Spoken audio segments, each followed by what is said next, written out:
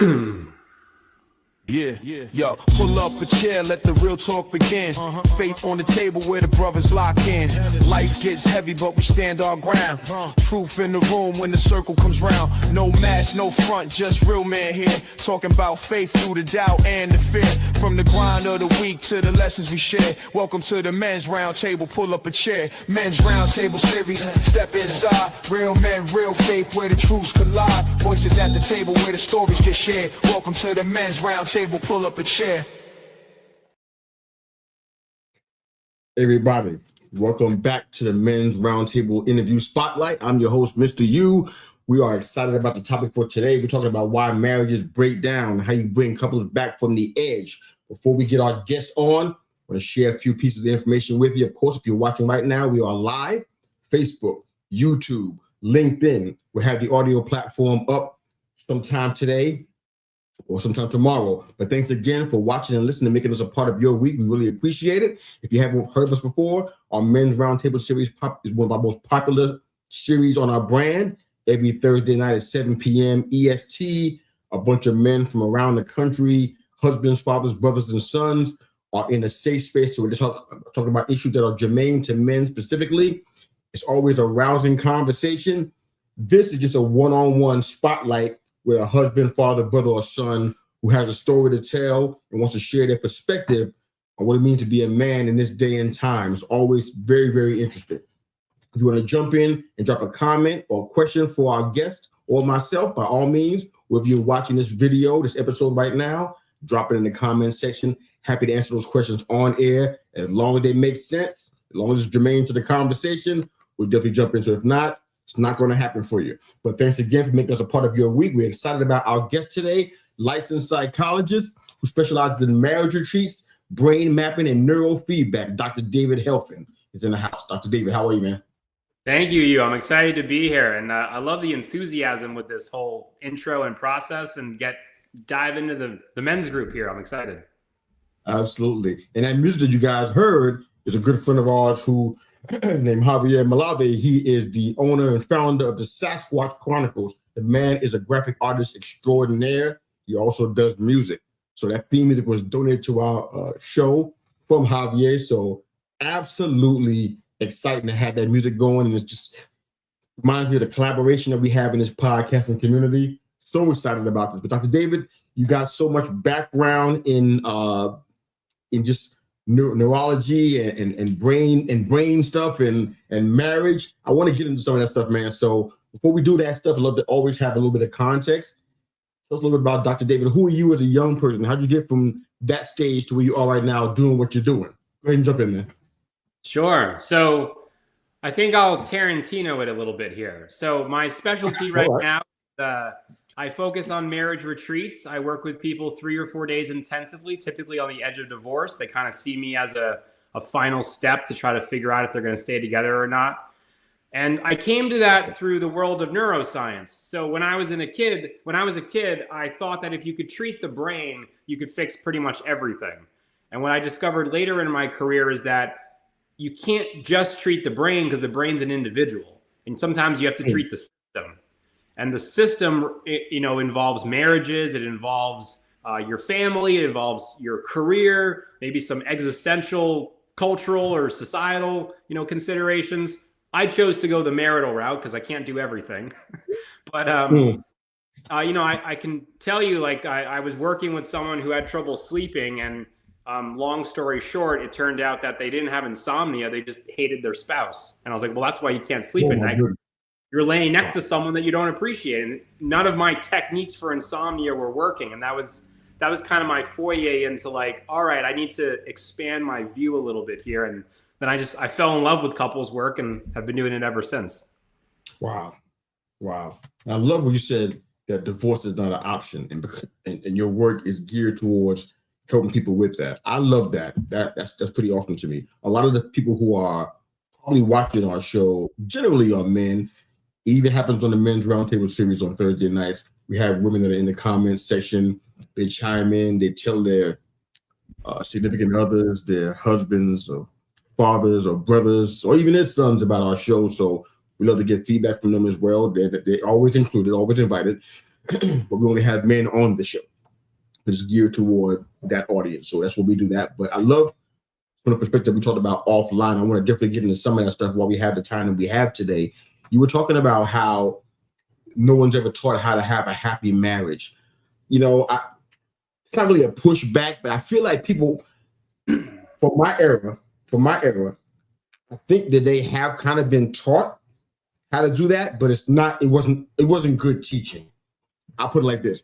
A lot of times it usually meant the husband caving in to a request or demand just to keep the peace. Or maybe, you know what, I had a long day at work. I don't feel like arguing, so yes to whatever you want, the kind of blank check mentality. But what do you think you see in there when you're talking about what it's like to not be taught how to have a happy marriage? What kind of perspective do you have on that? What have you learned? Well, I think there's a difference between a peaceful marriage and a happy marriage, right? I mean, what you're describing is typically called fawning. So people that might be familiar with the fight or flight response, fight or flight is actually extended. It's fight, flight, freeze, fawn, fib, tend, and befriend. Tend and befriend is a different feminist critique of fight or flight. But fawning is just giving in to a potential threat. Like, I come home, I don't want to have the argument. Yeah, honey, you're right. I love you. You're amazing. You're always the best. I'm going to shut up and go with it, right? Not always exactly in those words, but not that far off sometimes. Fair enough. People might be surprised to know that in sexless marriages, in most cases, it's actually the male that's withdrawn sexually from the relationship. And part of the reason for that is that as men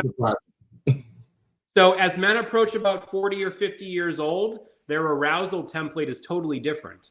And I'm in my early 40s, so I can start to see this coming. I see pieces of it. But, men that are younger typically are interested in, visual stimulation, and they'll kind of they want to hook up, that kind of stuff. Whereas men that are 40, 50 and older need an emotional connection. And, what I often tell folks is if you're treating your genitals like you're 20 years old, but you're in your 50s, it doesn't work the same way anymore. And this is one of the reasons that we see that men that are older have erectile dysfunction issues, that they have relationship issues, because it's really embarrassing for a lot of men to speak up and say, hey, I want to feel wanted. Like, I want to feel like you want to be around me, that you like kissing me. I don't want to always be the one initiating. Like, I want to be kind of sought after too. That's a really freaking awkward thing for most men to actually admit to.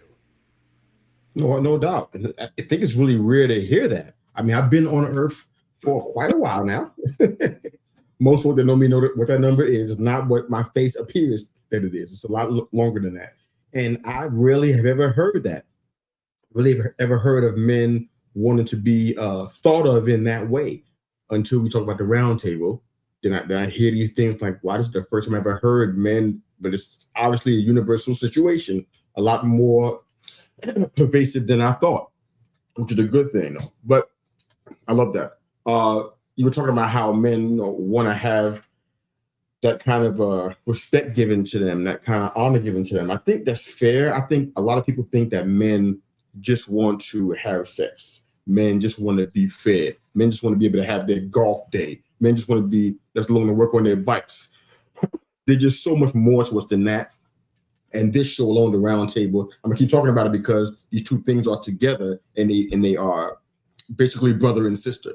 And they really have begun to open the eyes of people who think men would not, are not complex beings who have feelings and emotions and a value system. And they want things too. They want more than just a sun visor. And they want more than just the ugly tie on Father's Day. They want more than just, an occasional romantic encounter. They want to have more than that. And you get into that stuff. You talk about how I think you speak to your parents were couples therapists. I'd love to know, as a man, how do you think that was good for you? No disrespect to your parents, of course. If there's something bad going on there, you don't have to share it. But just from the perspective of a man, how was that a good thing for you to have parents that were couple therapists? Well, my dad's a certified sex therapist, although they just retired. So I say but they just retired. As you can imagine, sex talk that I got in high school was a lot different than probably what most people got. And So I wasn't thinking about that when I asked you.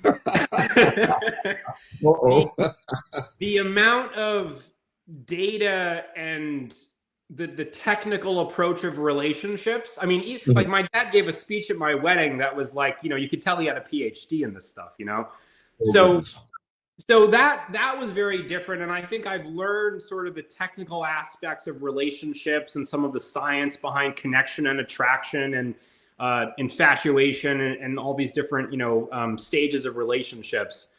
I also, to be honest, and I'm sorry, Mom and Dad, I also learned about hypocrisy because, they would be talking about what a relationship is. And then I would go, but you guys don't follow this.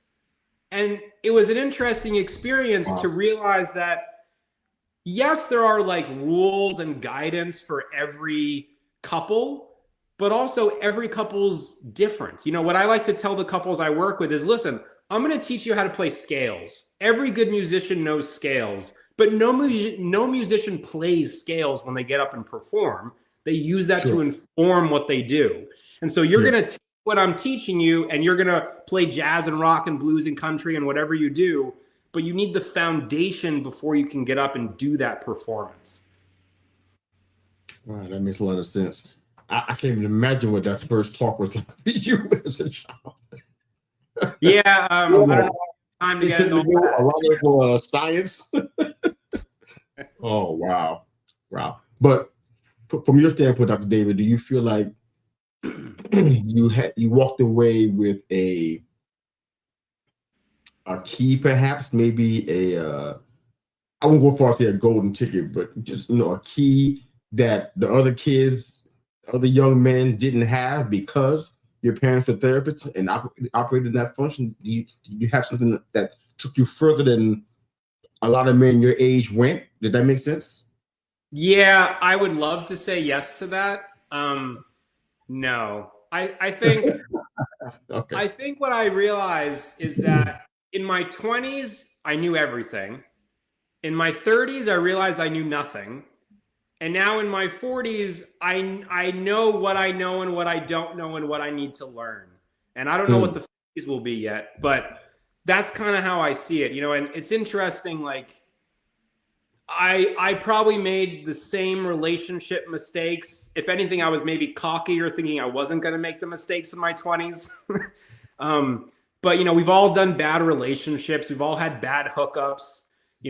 I think sometimes you have to make those mistakes to learn. And if I were to, I just think sometimes you need to make those mistakes to really learn. Just hearing the advice from someone, especially if it's your parents, is not sufficient to really get the knowledge you need. Absolutely. And it sounds like you have a lot, because from what I understand, couples therapy is like 90% of your business. So I'd love to hear, and this is you can kind of give me the viewpoint of a typical client. No names are required, but it's just a typical client. What do they look for from you before they decide to allow you to work with them? Because I know a lot of people want to see something on paper. They want to see a degree. They want to see years of experience and even years of marriage. What does a typical client want to see from you as a couples therapist before they decide to sign off with you? I think it's simpler than that. I think people just want to know that I can actually help, right? Like they're reaching out to me to say, okay, we have a problem. We're in pain. Usually they're considering divorce because they haven't been happy for a very long time. Maybe they've stayed together because, they're doing it for the kids, which I have a lot of feelings about. Maybe because they have a little bit of hope, right? They're like, okay, it's not, I still love you. Like, I think we could make this work, but it's been 10 years, 20 years, and it's just not working for us. And so they're calling me in pain. And before they sign up, usually most couples want to speak to me first so that they can feel confident that I can actually help them. And, I have a whole spiel that I go through, and I actually am publishing a paper later this year. It's at the journal right now, and hopefully it'll get going out in the press pretty soon. But I have an 88.5% success rate at helping couples reconcile. And, in my experience, nobody wants to get divorced, they're in pain and they don't feel hopeful. And so, to the first question that you asked about like, well, like how are couples taught how to be married, or do some of the old lessons actually maybe apply? There's a lot of stuff that gets in the way. And this is where I bring in the neuroscience. I could teach you every skill and you could perform it expertly in a laboratory setting. But the moment your wife, or your husband for that matter, the moment someone says something that just gets under your skin and brings up that like, response, that fight or flight response, your frontal lobe literally goes offline and you're looking at your partner like they're a wild animal who could potentially hurt you. And you're no longer loving spouses. So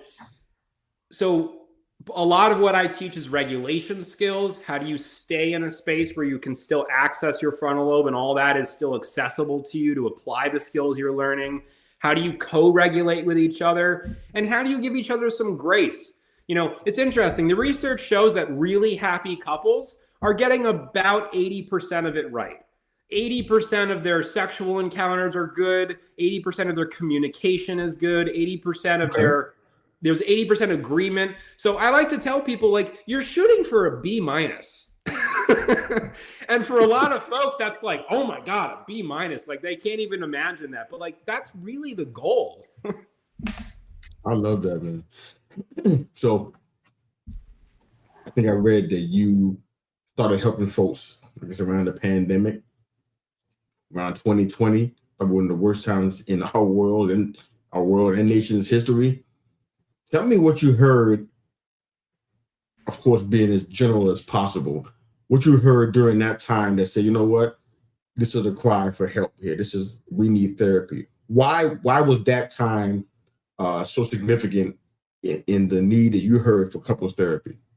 Yeah. So, I worked with couples before that, but a large part of my business at that time was also brain training and neurofeedback. And in the pandemic, when we could no longer put hands on people and, hook up electrodes and all that, it all went to couples therapy and everyone was having relationship issues at the time. So I had to with my wife that like, there's going to either be a lot of divorces or a lot of babies after the pandemic. And I actually think both were true if you look at the data afterwards.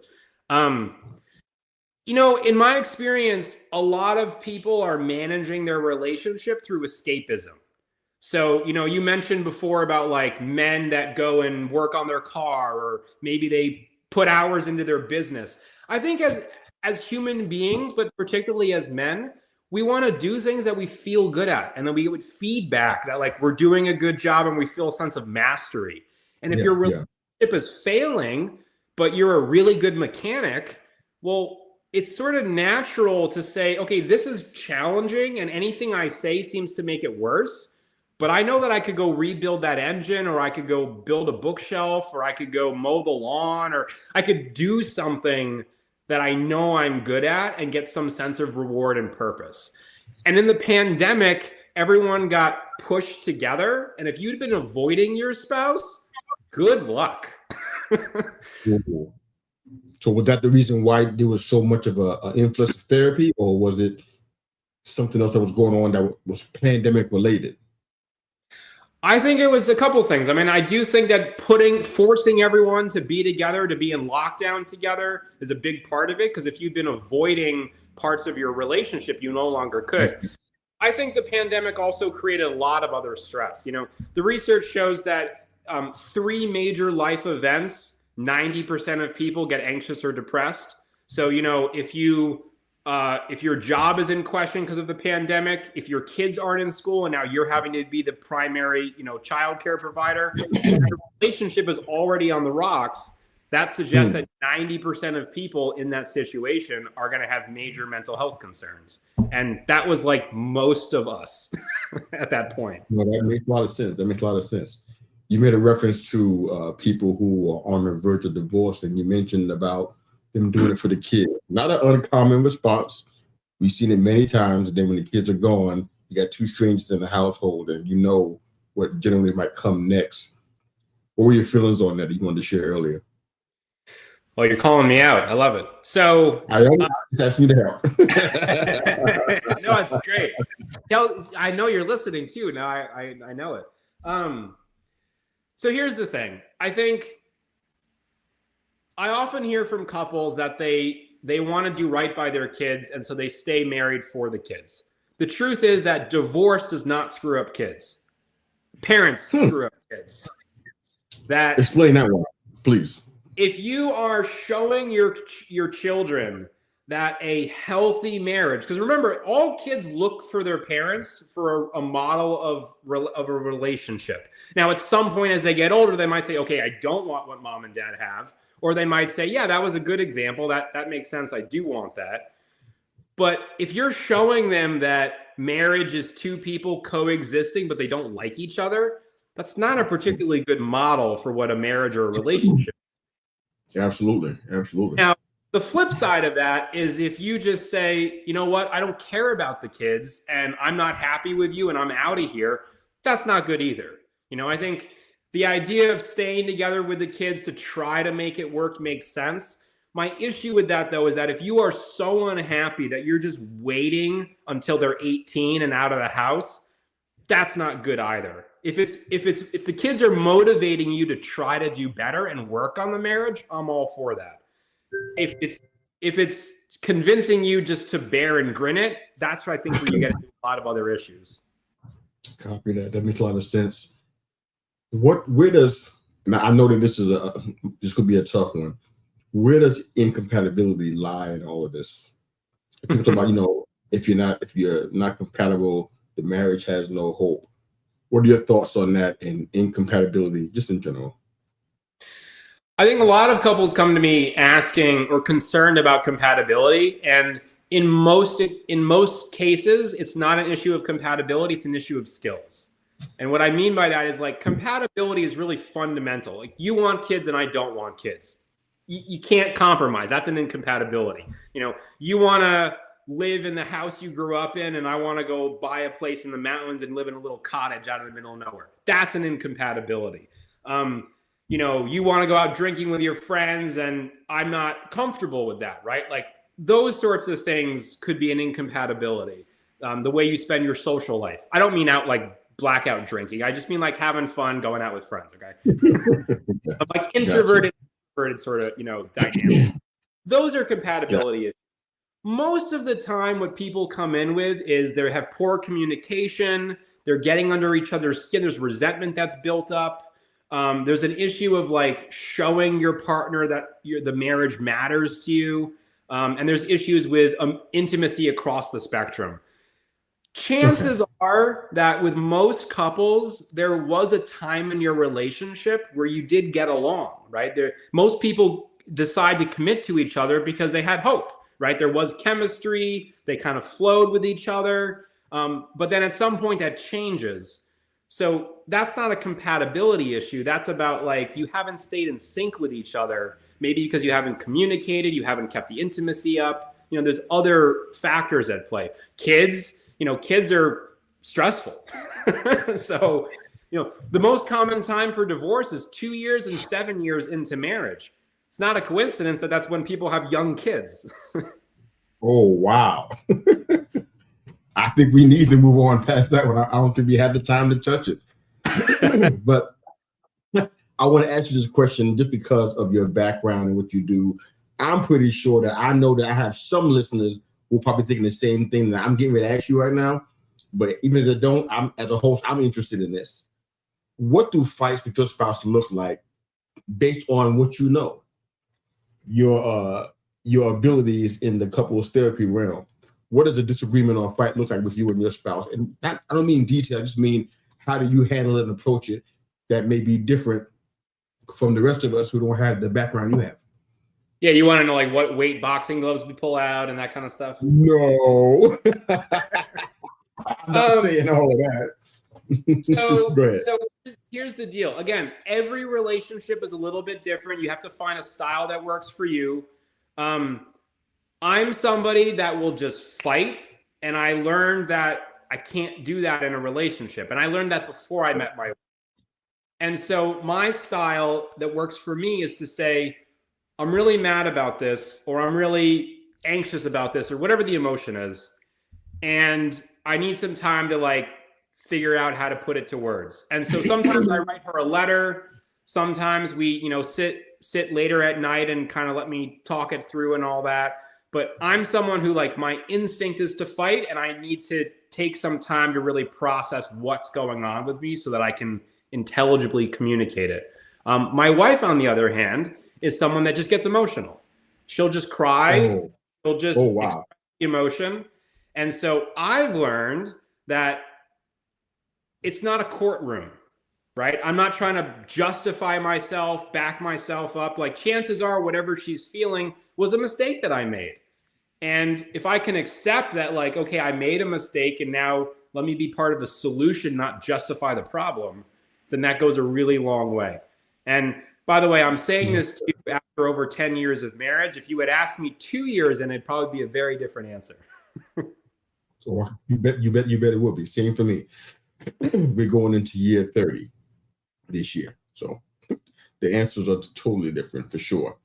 I got like 5 more questions. I mean, your background and your insights are so interesting. I can't leave them on the table. I want to try to get these 5 questions in before we have to close out the show today. So we'll do the best we can with this. But you mentioned about the stress of having young children, and you and I had an offline conversation about the educational system and the mixed messages. Tell me how that plays into what you deal with and what you see, or just how it frustrates you personally, or a little bit of both. Go ahead. I think the best example of this is the stories that my parents told me when I was a kid, and then what I see now with my son. So when I was a kid, apparently they couldn't put me down for nap time, and I was just too energetic. And so they called my parents and were like, "Hey, David won't go down for his nap." And they were like, "Okay, open the door, let him do laps around the playground and just sit on a bench and read a book. Like, he's good. Just let him run, And that totally worked. That totally worked. And now what I see is there's this push to harness the energy of my son. There's a push to, like, he's got to sit and learn in this way or follow this structure and rules. And, we had some discussion recently about his behavior at school. And I told my wife, if I were him at his age in this environment, I would have been in serious trouble too, because there's so many more rules. There's so much emphasis on safety and structure. And some of that I think is positive. You want our kids to be safe. Some of it, though, feels like, listen, if he falls and scrapes a knee, like, that's part of growing up, like if he, grabs the dead branch on a tree and gets the wind knocked out of him, I'll be there to pick him up. But, like, I can't prevent all the ill will from happening to, this little boy. And I think that I guess I'll answer it that way. I was going to go to a totally different direction. So no, it's good. No, that's totally fine. Biggest lesson you learned as a husband to date? Ooh.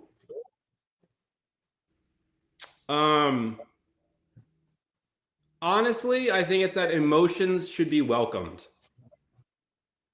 I spent a long time, and I still struggle with this, that some emotions just don't feel good, but that the negative, the unpleasant emotions are what build the greatest intimacy when they're shared in the right way.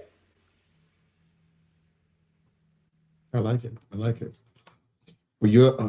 From your experience doing couples therapy, I'm pretty sure you've seen some commonalities in the couples you talk to.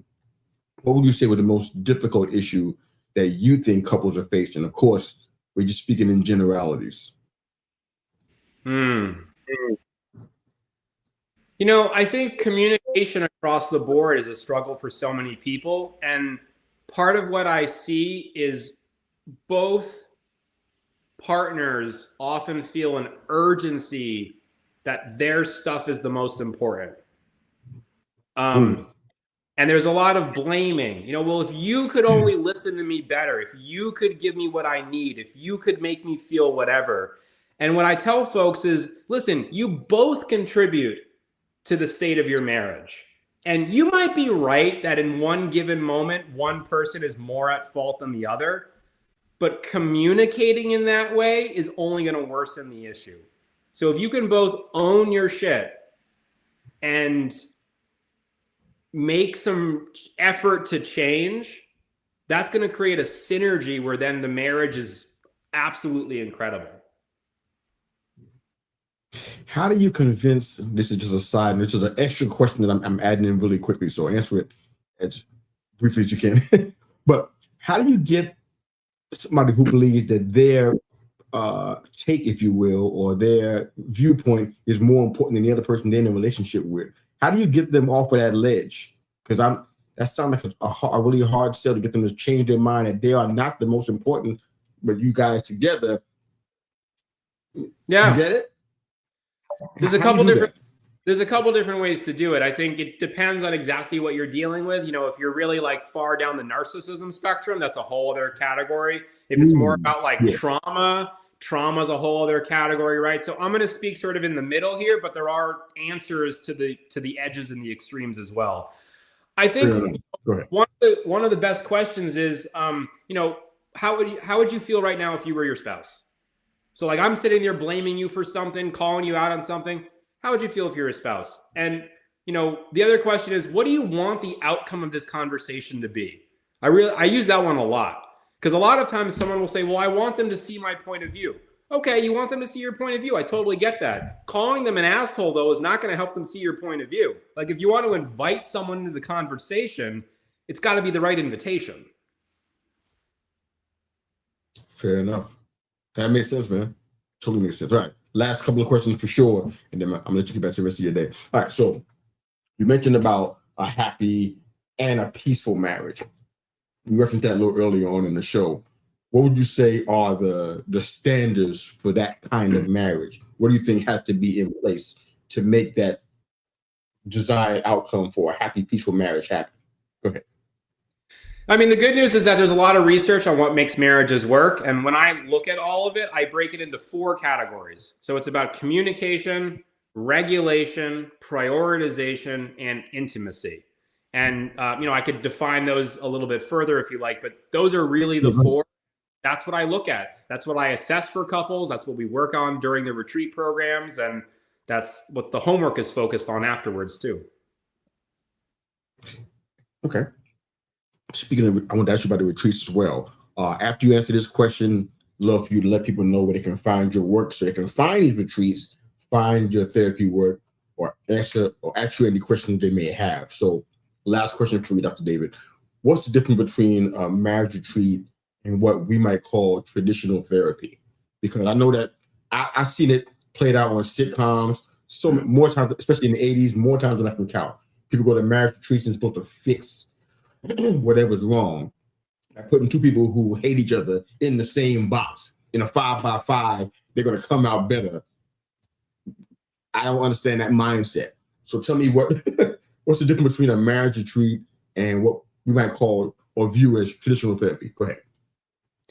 So a marriage retreat is really an intensive version of therapy where you're doing like a year of therapy over 3 or 4 days.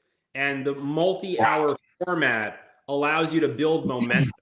You know, a lot of what I hear from couples is that in a 45-minute appointment, they're really only doing like a half hour of therapy because you got the warm up and the cool down by the end. And then, you know, doing these little bits of therapy, it's like just snacking. At some point you want a meal. And so the intensive gives you that more satisfying experience of like, let's dive in and get to the root of this. You know, most of what couples are arguing about is very surface level. And so having more time to really get to the root of it is important. So that's one part of it. The other part of it, I would say, is my style of therapy. You know, I'm pretty directive. I interrupt and move the conversation and shuffle things around. And so I think certainly plays a role in it too. It's also, for a lot of people, they're busy. And so being able to condense everything into a week is a lot different than trying to, you know, commit to a weekly, you know, standing appointment. And then the last thing I'll say is my experience is that doing weekly therapy, couples were relying on me to fix the issue because, they'd get into an argument and go, oh, well, Dr. David's going to take care of it on Tuesday. Whereas when you show up to a retreat and this is the chance we have to fix this thing and to get you an answer, it's a totally different mindset that people come in with. And I just think it gets better results then. More urgency, you say? It's more urgency. It's also more ownership because it's like, listen, you get this time with me for me to help you. And I don't know if I'm going to see you again. I assume this is my chance to help you. So let's get it done while you're here. Makes sense. Well, first off, Dr. David, thanks for being here and sharing the knowledge on marriage retreats and couples therapy. It's been enlightening to say the least. I think I understand a little bit better about why these situations break down the way that they do. You're a big part of that, man. So thanks again for being here and enlightening our audience, man. I really appreciate it. Yeah, thanks for the invitation. I love the conversation, and maybe I'll come back and join that big table someday. Ooh, that'd be nice. So before you get out of here, sir, let us know where we can find your work, where we can find information on the marriage retreats, couples therapy, whatever else you may have to offer. You can go ahead and share that now, and we'll get it in the show notes afterwards. Go ahead. Good. So check out marriagequest.org if you want to learn about my process and how to work with me. MarriageQuest.org has the option to sign up for a free consultation if you're ready for help. If you're not quite sure if you're ready for help, check out the blog. It's a free resource. We try to publish regularly on different topics that couples are facing, and it's a good kind of DIY option if you're not quite thinking like, okay, this is I need professional support yet, then I would check out that resource. I love it. Well, this has been a riveting conversation. Hopefully we didn't mess up anybody's lives. We're pretty excited about the conversation, man. This is really, really fun. And I definitely would love to have you involved in more of what we're doing, man. So we got to stay in touch so we can make that part happen, man. But for you guys that are watching and listening, of course, we're live again on YouTube, Facebook, and LinkedIn. We have this up on the audio listening platforms such as Apple Podcasts, Spotify, iHeartRadio, Pandora, Amazon Music, whatever you're using to get your listening, your podcast listening on. So thanks again for making us a part of that. And please subscribe to our YouTube channel. Help us out. Put up more content like this one. So we thank you for your help with that. And it's been a fantastic show, sir. Thanks again for being here, Dr. David. And he's an expert on what he does. Check him out, marriagequest.org. And I'm Mr. Yu. Thanks again for watching, listening, and making us a part of your week. We're out of here. Check out our shows on every listening platform and social media platform as well. Have a good one. Talk soon. Men's Roundtable Series, step inside. Real men, real faith, where the truths collide. Voices at the table where the stories get shared. Welcome to the Men's Roundtable, pull up a chair.